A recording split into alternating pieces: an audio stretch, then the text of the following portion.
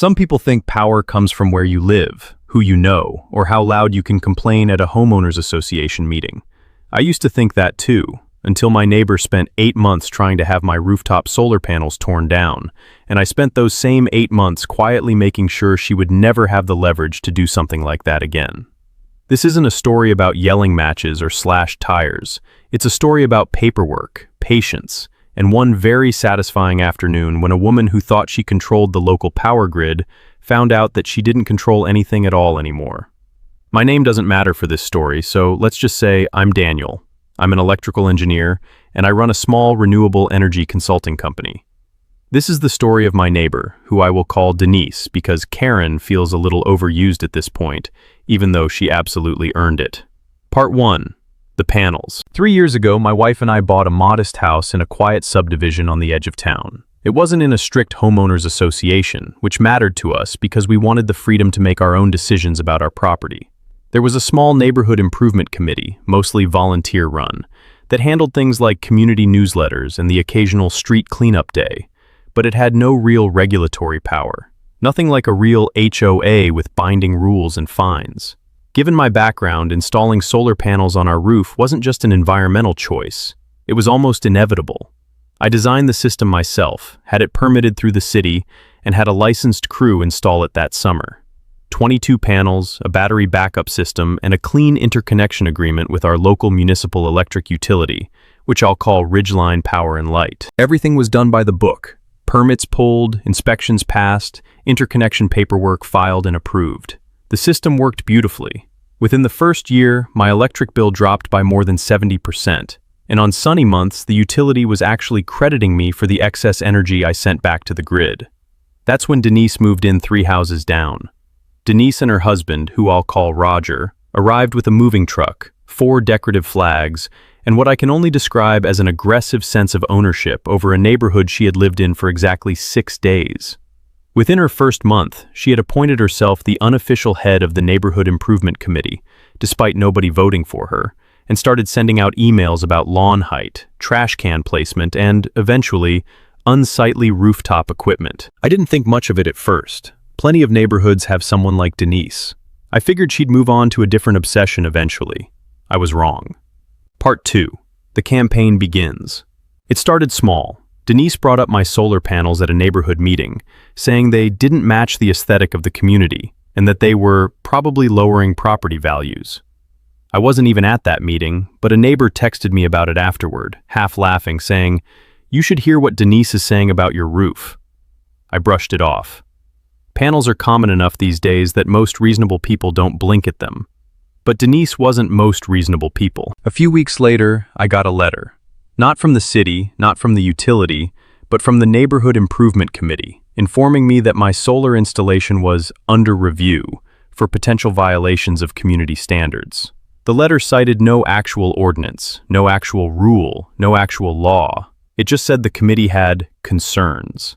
I called the committee's listed contact number. Denise answered. She informed me, in a tone that somehow managed to be both syrupy and condescending at once, that several residents had complained about the glare from my panels, the unnatural shine, and the way they made the neighborhood look less like a community and more like a power plant.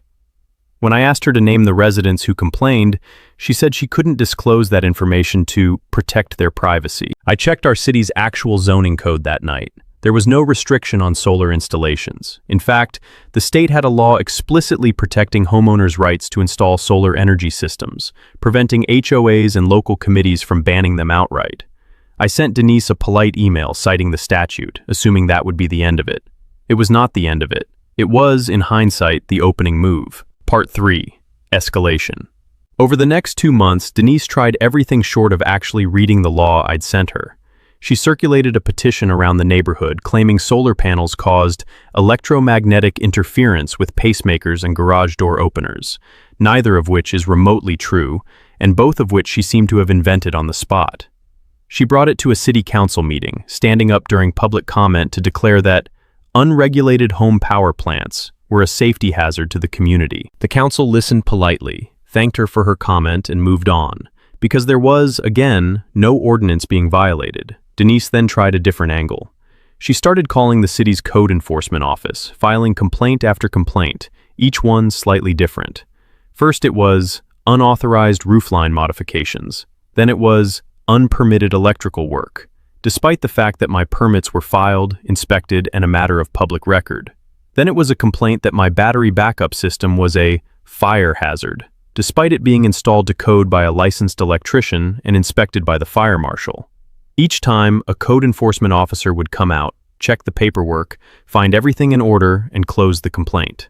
Each time, Denise would file a new one a few weeks later, sometimes under a slightly different name, though the return address on the paperwork always mysteriously traced back to her. One afternoon, I actually ran into her at the mailbox while a code enforcement truck was still parked in my driveway.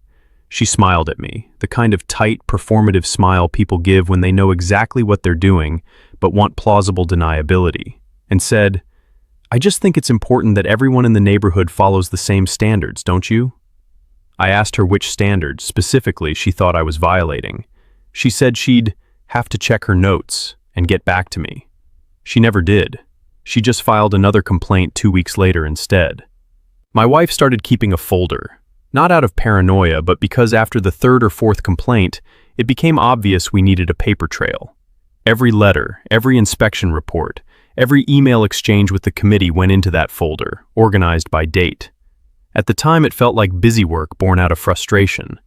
Later, that folder became one of the most useful things we owned. I want to be clear that this wasn't just annoying. Code enforcement complaints, even baseless ones, take time to resolve. They involve inspectors visiting my property repeatedly, paperwork I had to pull and resubmit, and a growing sense of stress that followed my wife and me around for months. We started dreading the mail. We started dreading unfamiliar cars parked near our house. It affected us more than I think Denise ever understood or cared to understand. But the real escalation came when Denise discovered that her husband, Roger, had a connection that could actually cause me damage. Part 4. The utility connection. Roger, it turned out, owned a small electrical contracting company called Summit Line Services. For nearly a decade, Summit Line had held the exclusive local service contract with Ridgeline Power and Light, the same municipal utility I was interconnected with. Summit Line handled a huge portion of the utility's field work, line maintenance, meter installations, service upgrades, and, critically, a good chunk of the technical review process for residential solar interconnection applications in our service area. This was not public knowledge to most residents, but I found it out because I work in this industry, and small-town utility contracts are a fairly tight circle. Roger's company effectively acted as a technical gatekeeper for a portion of the utility's solar approval pipeline. It wasn't supposed to give him or his wife any special influence over policy. In practice, it apparently gave Denise the confidence that she could make my life difficult in ways that went beyond angry emails. About 5 months into her campaign, my interconnection agreement, the formal contract that allowed my solar system to connect to the grid and receive credit for excess power, was suddenly flagged for re-review by the utility. I got a letter stating that recent complaints had raised technical concerns about my system's compliance with interconnection standards, and that my net metering credits would be suspended pending a full reinspection. This was a serious problem. Without net metering, my system would still work, but I'd lose the financial benefit that made the investment worthwhile in the first place. I called the utility immediately and asked what specific technical concerns had been raised. The representative on the phone was vague, citing a complaint filed by a local contractor familiar with the installation. I didn't need 3 guesses to know who that contractor was. I requested the inspection be expedited, and a technician came out about 2 weeks later. He was a Summit Line employee. He walked around my system for about 20 minutes, took a few photos, and left without saying much. 3 days after that, I received a letter stating my net metering agreement was suspended due to non-standard equipment configuration, with a vague reference to a section of the interconnection code that, when I actually looked it up, had nothing to do with anything on my roof. That was the moment I stopped being annoyed and started being methodical. I remember sitting at our kitchen table that night with my wife, the suspension letter between us, both of us just staring at it for a while. She asked me the question that ended up shaping everything that came after. Do you want to fight this, or do you want to fix it so it never happens again? At the time, I thought those were basically the same thing. It took me a few months to realize they weren't, and that the second option was going to take a lot longer, but matter a lot more. Part 5. doing my homework. I am, by profession, exactly the kind of person who reads interconnection standards for fun. I pulled the utility's own technical requirements, cross-referenced them against my system's documentation, and found nothing that supported the suspension. I filed a formal appeal with the utility's regulatory board, attaching every permit, every inspection report, and every piece of documentation proving my system met and exceeded every applicable standard. While I waited for that appeal to process, I did something else. I started paying attention to how Summit Line Services actually operated, because something about the situation felt less like an honest mistake and more like a company using its position to protect a personal grudge. It turned out Summit Line's exclusive contract with Ridgeline Power and Light was coming up for renewal in a few months. Municipal utilities are required by law in our state to open these service contracts to competitive bidding periodically, even if the same company usually wins. I also learned that Summit Line's contract had actually been quietly extended twice in the past without competitive bidding, likely because nobody else had bothered to bid against them in a market that small. I run a renewable energy consulting company, but through my broader professional network, I also had relationships with a licensed electrical contracting firm, one significantly larger and better resourced than Summit Line, that had been looking to expand into smaller municipal service contracts as a growth strategy. I reached out to them, mentioned the upcoming bid opportunity at Ridgeline Power and Light, and asked if they'd be interested in partnering with my firm on a joint proposal, combining their electrical infrastructure experience with my renewable energy and grid modernization expertise. They were very interested. Utilities across the country were under increasing pressure to modernize their solar interconnection processes, something Summit Line, frankly, had never invested in. Our joint proposal wouldn't just match Summit Line's existing services, it would improve them, offering faster interconnection review timelines, updated grid monitoring technology, and dedicated support for the growing number of residential solar customers in the area. I want to be honest about my motivation here, because this isn't really a story about revenge, even though I understand why it might look that way. My primary goal was to get my net metering agreement restored and make sure this kind of retaliatory nonsense couldn't happen to me, or to anyone else in town, again. Winning that contract wasn't about hurting Roger and Denise specifically. It was about removing a broken system that had allowed one household's personal vendetta to influence the technical review process for an entire town's power grid. But I won't pretend it didn't feel good, knowing what it could mean for them. Part 6. The Appeal and the Bid. My appeal with the Utilities Regulatory Board took about 6 weeks to resolve. I presented my documentation clearly and calmly, and the board found, unsurprisingly, that there was no valid technical basis for the suspension. My net metering agreement was reinstated, and I was awarded back credit for the months I'd lost. The board even noted, in their written decision, some mild concern about the specificity and timing of the complaint that triggered the re-review, though they stopped short of officially accusing anyone of anything. That was a win. But it was a small one compared to what came next. My partner firm and I spent the following 2 months preparing our joint bid for the Ridgeline Power and Light service contract. It was a genuinely rigorous process.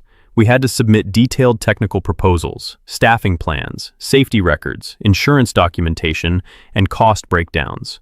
We attended a public bid meeting where several companies, including Summit Line, presented their proposals to the Utilities Board and a panel of city representatives. I sat in the back of that meeting, watching Roger present Summit Line's bid. He talked about their decade of experience and their local roots. It was a fine presentation. It just wasn't a competitive one, not against a proposal that offered modernized interconnection systems, faster review timelines, and lower long-term costs to the utility. I didn't say a single word about solar panels, HOA complaints, or anything personal at that meeting. I didn't need to. The bid stood on its own merits, and honestly, that mattered to me. I wanted to win this because our proposal was genuinely better, not because I'd rigged anything or called in a favor. That distinction matters, especially in an industry built on trust and technical credibility. 6 weeks after that meeting, the city notified all bidders of the decision. Our joint proposal had been selected. Beginning that fall, my consulting firm, in partnership with the larger electrical contractor, would take over the local service contract for Ridgeline Power and Light, including all technical review responsibilities for new and existing solar interconnection applications. Summit Line Services lost the contract they had held, largely unchallenged, for almost 10 years. Part 7. The fallout. I won't pretend the transition was dramatic in the way a movie might portray it. There was no confrontation on my front lawn, no screaming match, no thrown objects. Real life is quieter than that usually. What actually happened was this. Denise found out about the contract change through the neighborhood grapevine, likely from Roger, who found out through official channels well before most residents did. Within a week, the tone of the Neighborhood Improvement Committee's emails changed dramatically. The complaints about my solar panels stopped entirely. No more petitions, no more code enforcement calls, no more vague letters about aesthetic concerns. I later learned, through mutual acquaintances rather than any direct confrontation, that Roger's business took a significant hit from losing that contract. Summit Line had built its entire operating model around that single exclusive relationship with the utility, and without it, they had to lay off 2 employees and scale back significantly, eventually pivoting mostly towards smaller residential electrical work. There was one moment, about a month into the transition, when Roger actually came to my door. I remember being genuinely surprised to see him standing there, hands in his jacket pockets, looking a lot less confident than the man I'd watched present at the bid meeting. He didn't apologize exactly, but he came close. He said he hadn't realized how far things had gotten with Denise's complaints, and that he'd asked her to stop months earlier, though clearly that request hadn't gone anywhere. I told him I appreciated him saying that, and I meant it. Whatever tension existed between our households, I never felt like Roger was the driving force behind any of it. He struck me as someone who had simply stopped asking questions about what his wife was doing with the influence his job gave her, until the consequences landed directly on his own business. We didn't become friends after that conversation, but we didn't become enemies either, and in a small neighborhood, that's sometimes the most realistic outcome you can hope for. Denise, for her part, quietly stepped down from her self-appointed role at the Neighborhood Improvement Committee a few months later, citing wanting to focus on other priorities. Several neighbors, who had grown tired of her complaints over the past year anyway, seemed relieved. One neighbor told me she'd overheard Denise complaining that the whole system was rigged against small businesses, which struck me as an interesting way to describe losing a competitive bid to a proposal that was simply better resourced and better designed. As for my own solar system, it's still up there, still working perfectly, still saving us money every month. Under the new service contract, my firm actually helped streamline the interconnection process for the entire town, cutting average review times from several weeks down to just a few days. We introduced clearer technical standards published publicly so that no future resident would have to deal with a vague, unaccountable concern derailing their approved solar installation the way I did. That part, more than anything else, is what I'm proud of. Not that Denise lost her leverage, though I won't lie and say that didn't feel satisfying.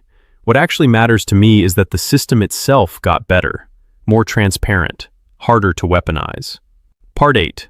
What I learned. I've thought a lot about why this whole situation unfolded the way it did, and I think the real lesson isn't really about Denise, or even about solar panels. It's about how easily small pockets of unchecked influence can be misused, especially in situations where nobody is paying close attention. Denise didn't have any actual legal authority over my property. She never did. What she had was proximity to someone with a technical role in a process most residents didn't understand or scrutinize. That was enough, for a while, to cause real problems for us, not because the system was fundamentally broken, but because nobody had bothered to check whether it was being used fairly. I didn't fix that by yelling louder than Denise, or by playing the same games she was playing. I fixed it by doing the boring, unglamorous work of reading the actual rules, documenting everything, and eventually offering something objectively better than what was already in place. It took months. It required patience I didn't always feel like I had. There were plenty of evenings where my wife found me hunched over interconnection standards documents, muttering under my breath, wondering if it was even worth the effort. It was worth it, not just for us, but for our neighbors too. A few months after the new contract took effect, another homeowner in a different part of town reached out to me, having heard through word of mouth that I'd helped clean up the interconnection process. She'd been having her own frustrating experience trying to get her solar application approved, stuck in exactly the kind of bureaucratic fog I'd dealt with. Under the new, more transparent system, her application was resolved within days. That felt like the actual victory, not the contract itself, not Denise's quiet retreat from her self-appointed throne, but the fact that the next person in this situation wouldn't have to go through what we went through. I also learned something less flattering about myself during all of this, which is that it's very easy to let a situation like this consume you if you let it. There were stretches of those 8 months where I thought about Denise far more than she deserved space in my head. I'd lie awake rehearsing arguments I never actually needed to have out loud, drafting angry emails I ultimately deleted instead of sending. My wife was the one who kept reminding me that the goal wasn't to win an argument with Denise. The goal was to protect our home, our investment, and eventually, the process itself. Once I let go of the need to be right in front of her specifically, and focused instead on being right in front of the people who actually had the authority to fix things, everything moved faster and felt a lot less exhausting. That distinction between wanting to defeat someone and wanting to fix a broken system ended up being the most valuable thing I took away from the entire experience. It's a lot easier to stay patient, thorough, and calm when you're building towards something constructive instead of just trying to win a fight for its own sake. Outro. These days, things in the neighborhood are calm. Denise still lives 3 houses down. We wave politely when we cross paths, the way adults do when there's history between them that nobody particularly wants to relitigate at the mailbox. Roger's company still operates, smaller now, doing residential work around town. My panels are still up there on the roof, quietly turning sunlight into savings, exactly the way they were always supposed to. I think about this whole experience sometimes when people ask me for advice about dealing with difficult neighbors or unreasonable community pushback. My advice is rarely about confrontation. It's about documentation, patience, and understanding the actual systems around you well enough to fix them properly, instead of just fighting fires one complaint at a time. Denise spent 8 months trying to convince a neighborhood, a city council, and a utility company that my solar panels were a problem. In the end, the only thing that actually changed was who held the contract that used to give her family influence over decisions that were never really theirs to make in the first place. Sometimes the best way to win isn't to fight back directly. It's to build something better than what's already there, and let the old system quietly become irrelevant on its own. If there's one practical takeaway from all of this, it's that most of us underestimate how much power there is in simply understanding the systems we're part of.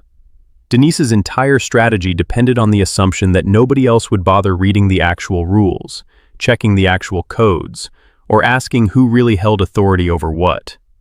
The moment I started asking those questions instead of just reacting emotionally to each new complaint, the balance of the entire situation shifted, long before the contract ever changed hands. I still get the occasional message from people who heard some version of this story secondhand, usually asking whether I regret how much time and energy it took. I don't. Not because it was easy, and not because I enjoyed the conflict, but because the outcome ended up being bigger than my own rooftop. A more transparent interconnection process, a fairer bidding system, and one less unchecked pocket of influence in a small town are the kind of quiet, unglamorous wins that don't make headlines, but genuinely make a place a little better to live in. As for Denise, I don't know what she tells people now when this story comes up in conversation. I suspect it isn't the full version, but every time the sun comes up over our roof and those panels start quietly doing their job, I think it's safe to say the story ended exactly the way it should have.